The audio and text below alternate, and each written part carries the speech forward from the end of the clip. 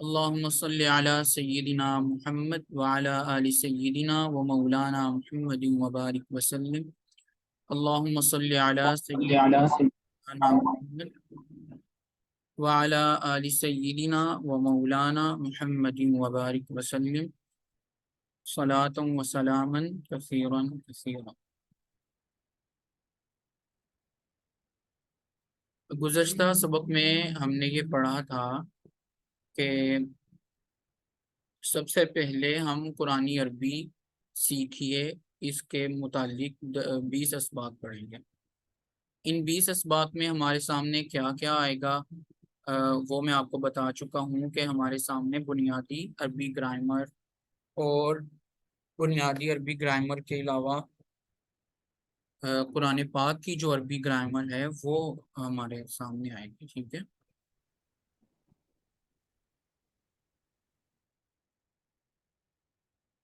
اس میں نے 2 باتیں آپ کے ساتھ کی تھی. پہلی بات تو میں نے آپ کو یہ بتائی تھی کہ کہ ترجمہ یاد کرنے کی 2 تکنیکیں ہوتی ہیں، یعنی کہ ترجمہ 2 طرح سے یاد کیا جا سکتا ہے. ایک یہ کہ قرآن پاک کا ترجمہ یاد کرنے کے لیے ہم تقطیعی ترجمہ اپنائیں، اور دوسرا یہ کہ ہم قرآن پاک کا ترجمہ یاد کرنے کے لیے اشتقاقی ترجمے کا استعمال کریں. اس میں سے جو تقطیعی ترجمہ ہے، اس کا مطلب یہ ہے کہ ہم ہر حرف اور ہر لفظ کا الگ الگ ترجمہ کریں، اور اشتقاقی ترجمے کا مطلب یہ ہے کہ ہم اردو اور عربی کے جو مشترک الفاظ ہیں، مطلب یہ ہے کہ وہ الفاظ جو عربی کے ہیں لیکن اردو میں بھی وہ استعمال ہوتے ہیں، ٹھیک ہے، ان الفاظ کو ہم ذہن میں بٹھا لیں کہ جی اردو میں اس لفظ کا ترجمہ یہ ہے اور عربی میں بھی اس لفظ کا یہی ترجمہ ہے، تو پھر ہمارے لیے اس کو سمجھنا آسان ہو جائے گا. اس سے یہ بنیادی باتیں ترجمہ اگر ہم اس انداز سے لے کر چلیں گے تو پھر ترجمہ ہمیں ہمیشہ یاد رہے گا اور ہمیں کوئی مشکل پیش نہیں آئے گی. اس کے بعد آپ کے سامنے ایک تصویر شیئر ہو رہی ہے. اس میں ہے کہ کامیاب ترجمے کی تکنیک، یعنی ایسا ترجمہ جس کی وجہ سے آپ کو قرآن پاک کا ترجمہ اس انداز سے پڑھنے کا طریقہ جس سے کبھی بھی ہمیں نہ بھولے. اس میں 2 جو اقسام آپ کے سامنے آ چکی ہیں، ایک یہ کہ الگ الگ حروف کا ترجمہ ترتیب کے ساتھ یاد کر لیں، اور دوسرا یہ کہ مشترک الفاظ اردو اور عربی کے مشترک الفاظ کے ذریعے سے اسے یاد کر لیا جائے. اس کی مثال یہاں پر دے رہے ہیں، حی علی الصلاۃ. حی علی الصلاۃ میں اب کامیاب ترجمے کی جو تکنیک ہے، اس کی پہلی قسم ہم اپنائیں گے، اور وہ یہ ہے کہ ہم ہر حرف کا الگ الگ ترجمہ، ہر لفظ کا الگ الگ ترجمہ یاد کریں. جیسا کہ حیا، حیا کا مطلب ہے آؤ، علا کا ترجمہ ہے طرف یا پر. علا کا ویسے اصلاً ترجمہ ہوتا ہے پر، ٹھیک ہے، ویسے اگر محاورے کے اعتبار سے دیکھا جائے تو اس کا ترجمہ ہم طرف کریں گے. اسی طرح الصلاۃ کا لفظ ہے، صلاح کا لفظ اس کا مطلب ہوتا ہے نماز، آؤ نماز پر یا آؤ نماز کی طرف. اور حیا پھر دوبارہ آ رہا ہے نماز اذان میں جو آتا ہے، اور اسی طرح اقامت میں بھی آتا ہے. حیا کا مطلب آؤ، علا پر طرف، الفلاح کامیابی کی. اب یہاں پر دیکھیں کہ الفلاح کا لفظ جو ہے نا، یہ تو ہم نے کامیاب ترجمے کی تکنیک میں سے پہلی قسم، یعنی ہر لفظ کا الگ الگ ترجمہ یاد کرنا، وہ ہمارے سامنے آ گیا. اس کے بعد آ جائیں مشترک الفاظ کون سے ہیں. ان میں اردو اور عربی کے مشترک الفاظ کون سے ہیں؟ تو وہ مشترک الفاظ جو اردو اور عربی کے ہیں وہ ہیں فلاح کا لفظ. اب فلاح کا لفظ جو ہے یہ اردو میں 6 استعمال اس کے آپ کے سامنے رکھے گئے ہیں. پہلا استعمال اردو میں ہوتا ہے فلاح انسانیت، دوسرا استعمال اس کا اردو میں ہوتا ہے فلاح آخرت، اور تیسرا استعمال اس کا ہوتا ہے فلاح دارین، اور چوتھا استعمال اس کا ہوتا ہے فلاح و بہبود اور پانچواں استعمال اس کا ہے فلاحی خدمات، اور چھٹا استعمال اس کا ہے فلاح و ترقی۔ تو اردو میں اور عربی کے استعمال میں یہ الفاظ، فلاح کا جو لفظ ہے یہ اردو میں بھی استعمال ہوتا ہے اور عربی میں بھی استعمال ہوتا ہے۔ یہ بات آپ کے سامنے آ گئی۔ اس کے بعد دیکھیں، یہ آپ کے سامنے ایک اور مثال آپ کے سامنے پیش کی گئی ہے۔ اس مثال میں آپ دیکھ لیں کہ ثنا جس کو ہم نماز کے بالکل ابتدا میں تکبیر تحریمہ کے بعد پڑھتے ہیں، اس میں ہے جی وَتَبَارَكَ اسْمُكَ وَتَعَالَى جَدُّكَ، اور برکت والا ہے اسم کا آپ کا نام، تیرا نام، وَتَعَالَى جَدُّكَ، اور بلند و بالا ہے تیری بزرگی۔ تو یہاں پر دیکھیں کہ یہ تو ہو گیا تقطیعی ترجمہ، یعنی ترجمہ یاد کرنے کی کامیاب تکنیک کی پہلی قسم۔ اب ہم آتے ہیں دوسری قسم کی طرف۔ دوسری قسم ہے اردو کے مشترک الفاظ کے ذریعے سے ترجمہ یاد کرنا، اور وہ ہے، ایک تو آپ کے سامنے آ رہا ہے تبارکا۔ یہ دیکھیں تبارکا کا جو لفظ ہے، اس کے اردو میں اس سے ملتے جلتے جو استعمال ہے وہ مبارک، برکت اور تبرک، ٹھیک ہے۔ اور اسی طرح تعالی کا جو لفظ ہے، اس لفظ میں بھی آپ دیکھ رہے ہیں کہ اردو میں اس کے استعمال ہوتے ہیں عالی شان، جناب عالی، وہ بھی بلند و بالا کے معنی میں ہی ہوتا ہے۔ تو ابھی تک ہم نے یہ پڑھا کہ اگر آپ کامیاب ترجمہ سیکھنا چاہتے ہیں، یاد کرنا چاہتے ہیں، آپ چاہتے ہیں کہ آپ کو ترجمہ نہ بھولے اور قرآن پاک کا ترجمہ ایک مرتبہ یاد کرنے کے بعد وہ ترجمہ آپ کے ذہن میں رچ جائے، بس جائے، تو اس کے لیے آپ دو تکنیکیں اپنا سکتے ہیں۔ ایک یہ کہ آپ تقطیعی ترجمہ یاد کریں۔ تقطیعی ترجمہ یاد کرنے کا مطلب یہ ہے کہ آپ اس ترجمے کا ہر الگ الگ لفظ اور حرف یاد کر لیں۔ اور دوسرا اس کا طریقہ کار یہ ہے کہ اردو اور عربی میں جو ملتے جلتے الفاظ ہیں ان کو یاد کر لیں۔ اسی طرح آپ اور بھی بہت سی، ایک اور مثال میں آپ کو دیتا ہوں، وہ یہاں لکھی ہوئی نہیں ہے۔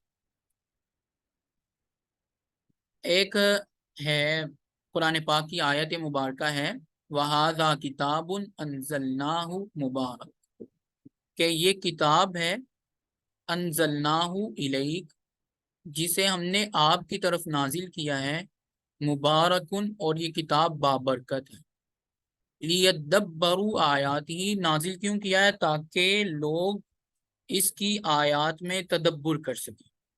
اب میں نے آپ کے سامنے یہ جو آیت مبارکہ پڑھی ہے، اس میں آپ دیکھیں کہ اردو کے الفاظ کون کون سے استعمال ہو رہے ہیں۔ وَهَذَا کتابٌ، کتابٌ یہ اردو میں بھی استعمال ہوتا ہے کتاب، اور عربی میں بھی استعمال ہوتا ہے کتاب۔ پھر اس کے بعد اگلا لفظ آ رہا ہے انزلناہ، نازل کیا ہم نے اسے، یعنی اس کتاب۔ اب انزلناہ میں نازل کرنے کا جو لفظ ہے یہ اردو میں بھی استعمال ہوتا ہے اور عربی میں بھی استعمال ہوتا ہے، یعنی کہ اردو اور عربی دونوں میں یہ نازل کرنے کا، نازل کا لفظ جو ہے وہ استعمال ہوتا ہے۔ اور پھر انزلناہ الیک، نازل کیا ہم نے اس کو آپ کی طرف، مبارکن، اور یہ بابرکت ہے، بابرکت ہے۔ اب یہ بابرکت کا جو لفظ ہے یہ اردو میں استعمال ہوتا ہے، مبارک، بابرکت، تبرک، ٹھیک ہے۔ اس کے بعد ہے اگلا لفظ لیدبروا، کیوں نازل کیا اس قرآن کو، اس کتاب کو؟ لیدبروا آیاتی، تاکہ لوگ تدبر کریں، غور و فکر کریں، آیاتی، اس کی آیات میں۔ اب لیدبروا تدبر سے ہے، اور تدبر کا مطلب ہوتا ہے غور و فکر، تو تدبر کا لفظ بھی اردو میں استعمال ہوتا ہے، اور آیات ہی، آیات بھی اردو میں آیات ہی اس کا ترجمہ کرتے ہیں۔ تو یہاں پر آپ دیکھ رہی ہیں، یا دیکھ رہے ہیں کہ کتابن اور انزلناہ مبارکن لیدبروا آیات ہی، 5 الفاظ ایک آیت میں ایسے ہیں جو اردو میں بھی استعمال ہوتے ہیں اور عربی میں بھی استعمال ہوتے ہیں۔ یہاں پر ایک سمجھنے کی اہم بات یہ ہے کہ استاد سے پڑھنے کے بعد خود بھی غور و فکر کرنا ضروری ہے۔ استاد صاحب سے پڑھنے کے بعد تنہائی میں خود سے غور کرنا بھی ضروری ہے۔ یعنی کہ آپ سبق کے بعد قرآن پاک لیں، قرآن پاک کو اپنے سامنے رکھیں اور دیکھیں کہ قرآن کریم کی کس کس آیت میں اردو اور عربی کے مشترک الفاظ استعمال ہو رہے ہیں۔ ٹھیک ہے، تو یہ آپ کی آج کی اسائنمنٹ ہو گئی۔ اب کل سبق سے پہلے، عصر سے پہلے آپ سب نے بتانا ہے کہ کس کس نے یہ کام کیا ہے اور غور کیا ہے۔ ٹھیک ہے،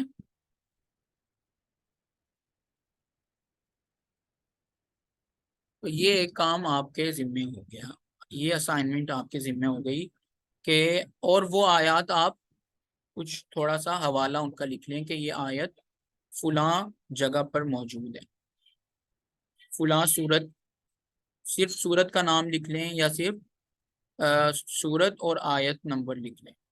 ٹھیک ہے، اس کے بعد جو اہم بات ہے وہ یہ ہے کہ جو بھی لفظ ہم اپنی زبان سے ادا کرتے ہیں اس کی 3 قسمیں ہوتی ہیں۔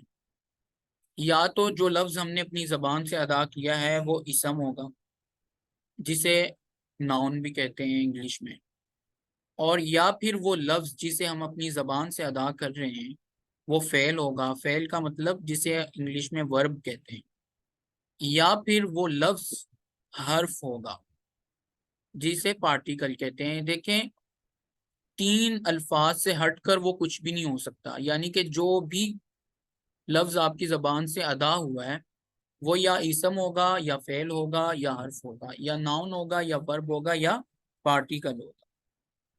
سب سے پہلے ہم اسم کے بارے میں بات کریں گے، اس کے بعد ہم فعل کے بارے میں اور حرف کے بارے میں بات کریں گے۔ یہاں تک چند بنیادی باتیں تھیں جو ہم نے پڑھ لی۔ ان بنیادی باتوں میں سب سے پہلے ہم نے ترجمہ یاد کرنے کی 2 اقسام پڑھی، اور اس کے بعد ہم نے یہ پڑھا کہ الفاظ کی 3 قسمیں ہوتی ہیں، اسم، فعل اور حرف۔ یہ 2 باتیں ابھی تک ہم نے پڑھی ہیں۔ اس کے بعد اب سبق شروع ہو رہا ہے، سبق نمبر 1۔ سبق نمبر 1 میں ہم کیا پڑھیں گے؟ سبق نمبر 1 میں ہم ضمائر منفصلہ پڑھیں گے۔ سبق نمبر 1 میں ہم کیا پڑھیں گے؟ ضمائر منفصلہ۔ ضمائر منفصلہ کا کیا مطلب؟ ضمائر منفصلہ کا مطلب یہ ہے کہ یہ ضمیر الگ الگ آتی ہے، اور اس لیے اس کو انگلش میں سیپریٹڈ پروناؤن کہتے ہیں۔ سیپریٹ کیونکہ یہ سیپریٹ آتا ہے، الگ الگ آتا ہے، اور اردو میں اس کو کہتے ہیں الگ الگ آنے والی ضمیریں۔ الگ الگ آنے والی ضمیروں کا کیا مطلب ہوتا ہے کہ یہ کسی بھی اسم کے ساتھ آتی ہیں لیکن الگ ہوتی ہیں، اسم الگ یہ الگ۔ جیسے قرآن پاک میں ہے هو اللہ الذی لا الہ الا ہو، اب یہاں پر دیکھیں ہوا ضمیر ہے اور یہ الگ آئی ہوئی ہے، اللہ الگ ہے، ہوا الگ ہے۔ کچھ ضمائر ہوتے ہیں جو بالکل لفظ کے ساتھ ملے ہوئے ہوتے ہیں، جیسے میں نے آپ کو بتایا تھا ابھی آیت مبارکہ آپ کے سامنے پڑھی، کتاب انزلناہ۔ اب دیکھیں کتاب انزلناہ میں وہ ضمیر جو ہے نا یہ انزلنا کے لفظ کے ساتھ مل کر آئی ہوئی ہے، الفاظ اکٹھے لکھے ہوئے ہیں، لیکن یہ جو ضمائر ہوتے ہیں نا جسے ہم کہتے ہیں ضمائر منفصلہ، سیپریٹڈ پروناؤن، یہ الگ الگ آتے ہیں، لفظ سے ہٹ کر آتے ہیں۔ یہ ضمائر مذکر کے بھی ہوتے ہیں، مؤنث کے بھی ہوتے ہیں۔ مذکر کے یہ جو ضمائر ہوتے ہیں 8 ہوتے ہیں، اور مؤنث کے بھی یہ 8 ضمائر ہوتے ہیں، لیکن ان میں سے کچھ ضمائر ایسے ہیں جو مذکر اور مؤنث دونوں کے لیے استعمال ہو جاتے ہیں۔ ٹھیک ہے، قرآن پاک میں یہ ضمائر جو ہیں کل 4753 مرتبہ استعمال ہوئے ہیں، یعنی کہ اگر آپ صرف یہ ضمائر سیکھ لیں تو پھر آپ قرآن پاک کے 4753 الفاظ کا ترجمہ ابھی سیکھ لیں گے۔ آپ کو آج کے سبق میں ہی کتنے الفاظ کا ترجمہ یاد ہو جائے گا قرآن پاک کے؟ 4753 الفاظ کا ترجمہ آپ کو یاد ہو جائے گا، صرف یہ 8 الفاظ کے سیکھنے سے۔ سمجھ میں آ گئی بات؟ یہ کون سے ضمائر ہیں، ان کو ہم دیکھ لیتے ہیں۔ سب سے پہلے ہوا، یہ تمام میں نے آپ کو بتا دیا کہ مذکر کی ضمیریں ہیں۔ اس میں تین ضمائر ایسے مذکر کے لیے استعمال ہوں گے جو یہاں موجود نہیں ہے، یا جس کے بارے میں ہم بات نہیں جس کے بارے میں ہم بات کر رہے ہیں، جس سے ہم خطاب نہیں کر رہے، ٹھیک ہے؟ یعنی کہ آپ یوں سمجھیں کہ ہم کسی کے بارے میں بات کر رہے ہو نا، مثلا ہم اس کے بارے میں کیا کہتے ہیں، وہ ایسا ہے، وہ ایسا ہے، وہ فلاں ہے، تو وہ عالم ہے، وہ ڈاکٹر ہے، وہ پڑھ رہا ہے، اور وہ کاروبار کر رہا ہے، تو یہ وہ ہم استعمال کرتے ہیں نا، تو یہ غائب کے لیے ہوتی ہیں، ٹھیک ہے؟ اس کو یہ 3 صیغے اس کے استعمال ہوں گے، اور پھر اس کے علاوہ ہے 3 صیغے مخاطب کے لیے۔ مخاطب مرد کے لیے 1 ہوگا، 2 ہوں گے، یا 3 ہوں گے، اور اسی طرح ام، متکلم کے لیے 2 صیغے استعمال ہوتے ہیں۔ ان الفاظ کو، جو ضمائر ہیں، ان الفاظ کو صیغہ بھی کہتے ہیں۔ اچھا، ویسے اگر ہم انگلش کی گرامر کو دیکھیں یا اردو کی گرامر کو دیکھیں، تو اس گرامر میں یا تو کوئی آدمی ایک ہوگا، یا پھر ایک سے زائد جو ہوگا اس کو جمع کہیں گے، جو ایک ہے اس کو واحد کہیں گے۔ ایسے ہی ہے نا؟ انگلش میں بھی اس طرح ہوتا ہے کہ جو ایک ہے وہ واحد ہے، اور جو ایک سے زائد ہیں، چاہے وہ 2 ہوں یا 2 سے زائد ہوں، وہ جمع کہلاتے ہیں۔ لیکن عربی کی گرامر میں فرق ہے۔ عربی کی گرامر میں یوں ہوتا ہے کہ جو ایک شخص ہے اس کو ہم کہیں گے واحد، اور جو ایک سے زائد ہے یعنی 2، اس کو ہم کہیں گے تثنیہ، اور جو 2 سے زائد ہے اسے ہم جمع کہیں گے، ٹھیک ہے؟ 3 ہو یا 3 سے زائد جتنے بھی ہوں، ان کو ہم جمع کہیں گے۔ تو یہاں تک بات آپ کی سمجھ میں آ گئی؟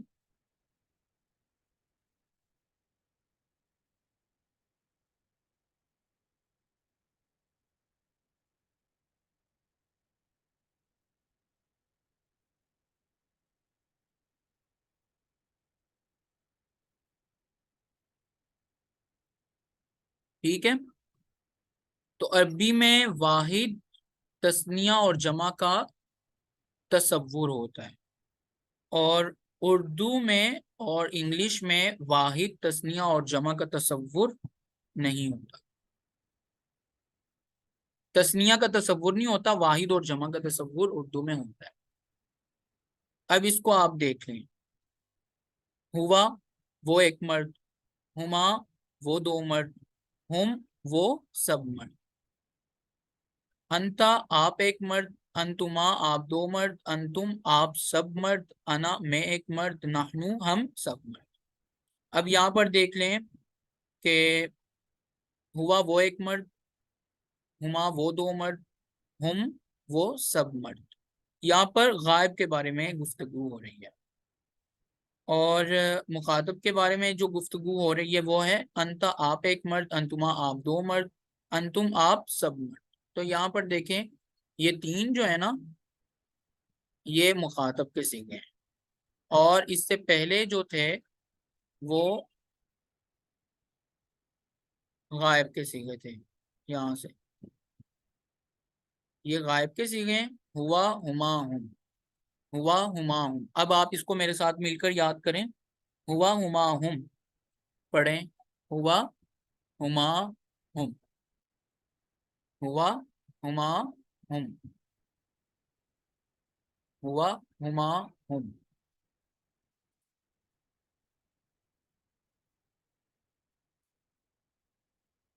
ہوا ہما ہم،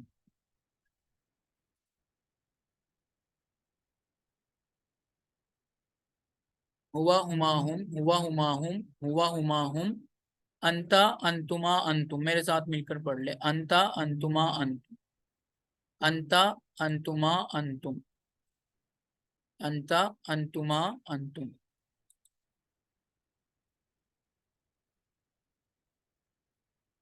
अंता अंतुमा अंतुम।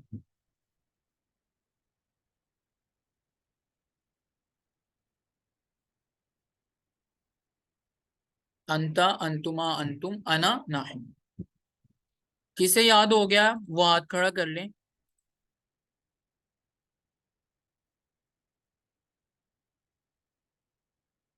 कोई है जिसे याद हो गया हो भाई।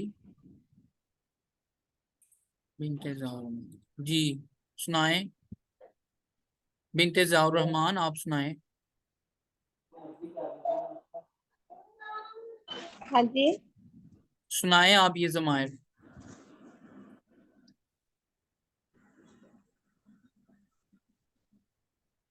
हुआ हुमा हुम, अंता अंतुमा अंतुम। हुआ वाहिद की ज़मीर है, हुमा तस्निया और हुमा जमा, और ये तीनों गायब गायब की ज़मीर हैं। ठीक है। और अगले अगले तीन अन, याद हुए। अन, जी, अंता अंतुमा अंतुम। अंता जो है वो वाहिद, अंतुमा वो दो हैं इसलिए अंतु तस्निया, और अंतुम जमा, और ये मुखातिब की ज़मीर हैं जो हाजिर हो उसके लिए इस्तेमाल होंगी। ठीक है। और और अना और नहनु ये खुद के लिए हैं। नहनु ठीक है। जमा के लिए और अना एक केले के लिए।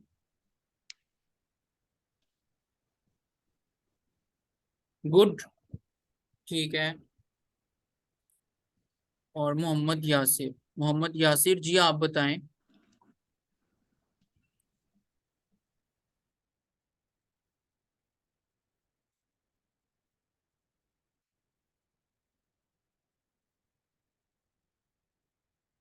आप सुना दें मोहम्मद यासिर।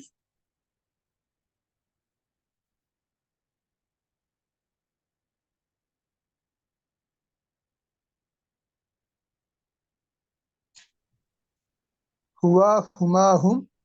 जी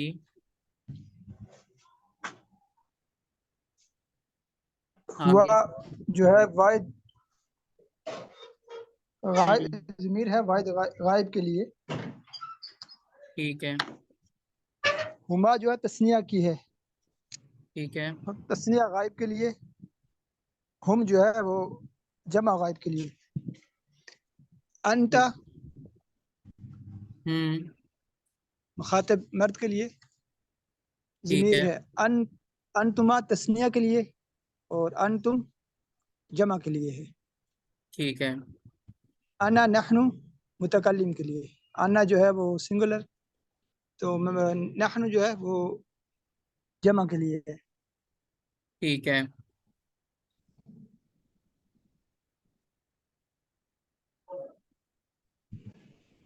अच्छा इसमें इसको याद करने का तरीका यह है। आपने यूं याद करना हुआ हुमाहुम अंता अंतुमा अंतुम अना नाहनु। हुआ हुमाहुम अंता अंतुमा अंतुम अना नाहनु। हुआ हुमाहुम अंता अंतुमा अंतुम अना नाहनु। बहुत ज्यादा तेजी से आपको याद होना चाहिए। इतनी तेजी होनी चाहिए कि आपके बस अल्फाज समझ में आ जाए कि आप कह क्या रहे हैं। बस हुआ हुमाहुम अंता अंतुमा अंतुम अना नाहनु। फिर इसका तर्जमा भी इसी अंदाज से। आप वो एक मर्द वो दो मर्द वो सब मर्द आप एक मर्द आप दो मर्द आप सब मर्द मैं एक मर्द हम सब मर्द। ठीक है।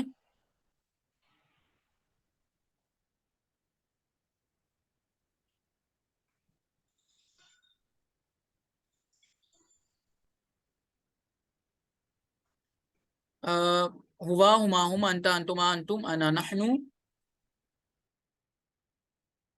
हुआ हुमाहुम अंता अंतुमा अंतुम अना नहनु। हुआ हुमाहुम अंता अंतुमा अंतुम अना नहनु। और फिर इसका तर्जमा भी यूं ही। वो एक मर्द वो दो मर्द वो सब मर्द आप एक मर्द आप दो मर्द आप सब मर्द मैं एक मर्द हम सब मर्द।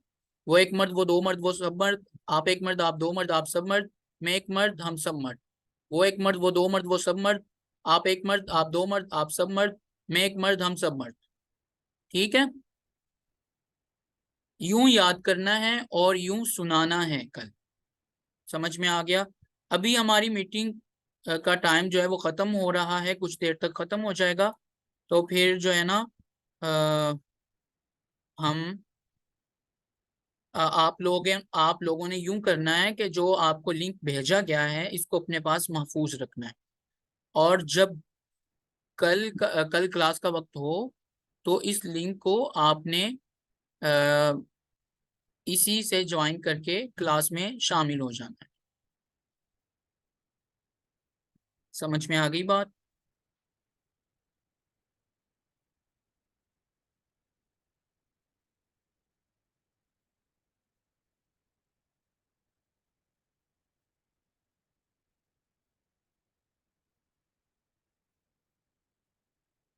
چلیں جی، اب ہمارے سامنے یہ ضمائر آ چکے ہیں اور ہم نے یہ یاد بھی کر لیے ہیں. اس کے بعد ہمیں یہ بھی پتا ہے کہ قرآن پاک کے 4753 الفاظ ہم یاد کر چکے ہیں، اور بس اس کی ریویژن آپ نے کرنی ہے. ہوا ہم انت انتم انتم انا نحن، وہ ایک مرد وہ دو مرد وہ سب مرد، آپ ایک مرد آپ دو مرد آپ سب مرد، میں ایک مرد ہم سب مرد، وہ ایک مرد وہ دو مرد وہ سب مرد، آپ ایک مرد آپ دو مرد آپ سب مرد، میں ایک مرد ہم سب مرد. ٹھیک ہے، اب ہم ضمیر منفصل کی مشق کریں گے. ضمیر منفصل، منفصل کا کیا مطلب ہوتا ہے؟ سیپریٹ آنے والے ضمائر، الگ الگ آنے والے ضمائر. اس میں ہم عملی مشق بھی کریں گے اور ذہنی تربیت بھی ساتھ ساتھ ہوگی. اب سب سے پہلے ہم قرآن سے پوچھتے ہیں کہ قرآن یہ بتاؤ کہ اللہ کون ہے. تو قرآن کہتا ہے هو اللہ، وہ اللہ، الذی، وہ ذات ہے کہ لا نہیں ہے، الہ کوئی معبود، الا مگر، ہوا وہی، یعنی اللہ وہ ذات ہے کہ اس کے علاوہ کوئی معبود نہیں. تو اللہ رب العزت کے علاوہ کسی کی عبادت کرنا یہ ایک مسلمان کے لیے بلکہ کسی بھی انسان کے لیے حلال نہیں ہے کہ وہ اللہ کے علاوہ کسی اور کی عبادت یا بندگی کرے. تو قرآن نے اللہ کا تعارف یہ کروایا کہ هو اللہ، وہ اللہ، الذی لا الہ الا ہو، کہ نہیں ہے کوئی معبود مگر وہ. اور پھر قرآن نے مزید اللہ کا تعارف کروایا. اب یہاں پر آپ دیکھیں ہوا وہ، اور یہاں پر بھی ہوا وہ، وہی. یہاں پر یہ ذہن میں رکھیں کہ اللہ تعالیٰ کے لیے جو ضمائر استعمال ہوئے وہ مذکر کے استعمال ہوئے. اس سے یہ نہ سمجھیں کہ پتہ نہیں اللہ تعالیٰ معاذ اللہ مذکر ہیں، کیونکہ اللہ تعالیٰ مذکر یا مؤنث ہونے سے پاک ہیں. یہ تو اللہ رب العزت نے اس لیے بیان فرمایا ہے ضمیر جو مذکر کی استعمال ہوئی ہے کہ عموماً جو ضمائر استعمال ہوتے ہیں وہ مذکر کے ہی استعمال ہوتے ہیں، اور مذکر کے ضمائر میں ذرا بلندی ہوتی ہے، اس کی شان بلند ہوتی ہے. اس لیے اللہ تعالیٰ نے اپنے لیے قرآن پاک میں مذکر کے ضمائر ہی استعمال فرمائے. اسی کی دوسری مشق دیکھ لیجئے. اللہ تعالیٰ قرآن پاک میں ارشاد فرما رہے ہیں عالم الغیب، وہ عالم ہے. عالم اردو میں بھی استعمال ہوتا ہے اور عربی میں بھی استعمال ہوتا ہے. عالم کس کو کہتے ہیں؟ جاننے والے کو. عالم وہ جاننے والا ہے، الغیب غیب کو. تو یہاں پر دیکھیں عالم کا لفظ اور غیب کا لفظ یہ اردو میں بھی استعمال ہو رہا ہے اور عربی میں بھی استعمال ہو رہا ہے. عالم الغیب وہ جاننے والا ہے غیب کو. غیب کا مطلب جو چیزیں ہماری نظروں سے اوجھل ہیں. والشہادہ، اور وہ جاننے والا ہے حاضر چیزوں کو، جو چیزیں موجود ہیں انہیں بھی جانتا ہے. ہوا وہ اللہ رحمان ہے رحیم ہے.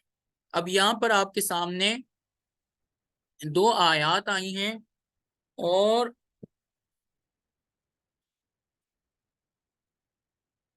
ان دو آیات میں 3 مرتبہ ہوا کا لفظ استعمال ہوا ہے. اب اللہ تعالیٰ نے قرآن پاک میں انسان کو خطاب فرمایا ہے اور خطاب کرتے ہوئے ارشاد فرمایا ہے اے غافل انسان. اس کا عنوان کیا رکھا گیا ہے؟ اے غافل انسان. یعنی کہ یہاں پر جو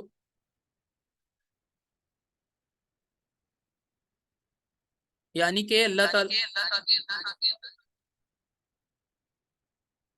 یہاں پر استعمال فرمایا ہے بطور انسان کی غفلت کو بیان فرمایا. سورہ مریم کی آیت نمبر 39 ہے. اس میں اللہ تعالیٰ فرما رہے وہم اور وہ لوگ، یعنی کہ وہ انسان، وہ سب مرد، کیونکہ ہم ضمیر کس کے لیے استعمال ہو رہی تھی؟ وہ سب مرد. یہ دیکھیں ہم کا ترجمہ ہم نے کیا پڑھا؟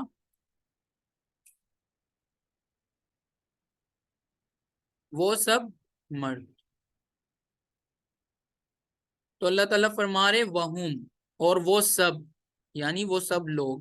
اچھا یہ بات بھی ذہن میں رکھیں کہ یہ جو ضمیر ہوتی ہے نا، اگر مذکر کی ضمیر ہو تو اس مذکر ضمیر میں مؤنث کو بھی اللہ تعالیٰ نے شامل کرنا ہو تو پھر مذکر ضمیر ہی لے آتے ہیں. پھر اس مذکر ضمیر میں مرد بھی شامل ہوتے ہیں، عورتیں بھی شامل ہوتی ہیں. تو یہاں پر جو ہے نا مرد بھی شامل ہے، عورتیں بھی شامل ہے، یعنی کہ یہ سب کے لیے اللہ تعالیٰ ارشاد فرما رہے ہیں کہ وہم اور وہ سب، یعنی مرد اور عورتیں فی غفلت، غفلت میں ہیں. وہم اور وہ سب یعنی مرد اور عورتیں لا یؤمنون، ایمان نہیں لاتے. بہرحال ہم تو اس کا ترجمہ مرد ہی کریں گے کیونکہ ابھی ہم مذکر کے ضمائر سیکھ رہے ہیں.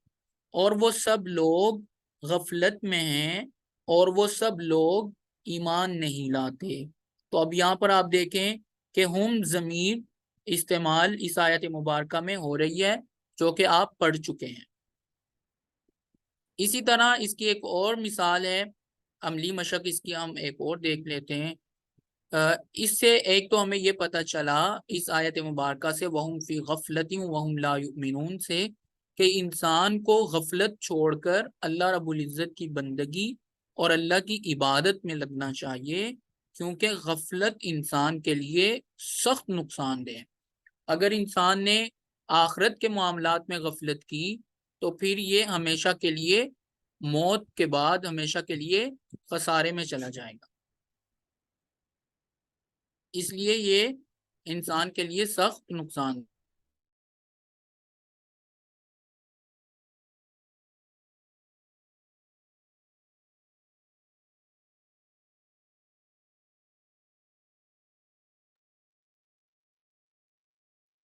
ٹھیک ہے، تو انسان کی غفلت اس کے لیے سخت نقصان دہ ہے.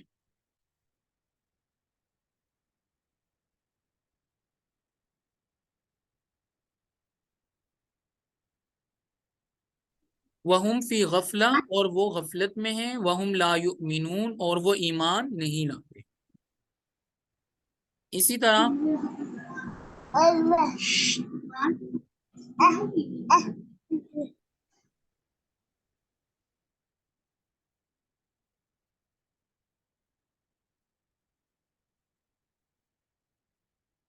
اگلی آیت مبارکہ ہے لا نخلفہ نحن ولا انت. یہ فرعون نے کہا تھا حضرت موسیٰ علیہ السلام سے کہ آپ ہمارے ساتھ ایک وقت مقرر کریں جس وقت آپ اور ہم لوگ آمنے سامنے آئیں گے اور میرے جادوگر آپ سے مقابلہ کریں گے.